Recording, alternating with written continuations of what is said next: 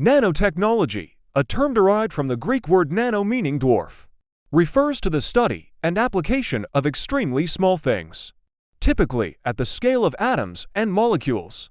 This field operates at the nanoscale, which is about 1 to 100 nanometers. To put it in perspective, a single human hair is approximately 80,000 nanometers wide. Nanotechnology has the potential to revolutionize various industries, from medicine to electronics. In medicine, nanoparticles can be engineered to target specific cells, making treatments more effective and reducing side effects. In electronics, nanotechnology paves the way for faster, smaller, and more powerful devices.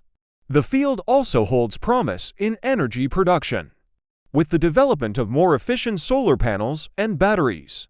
However, like all technologies, nanotechnology presents challenges. The behavior of materials at the nanoscale can be very different from their larger counterparts, and there are concerns about the environmental and health impacts of nanoparticles. Despite these challenges, the future of nanotechnology is bright, promising innovations that could reshape our world in ways we can only imagine.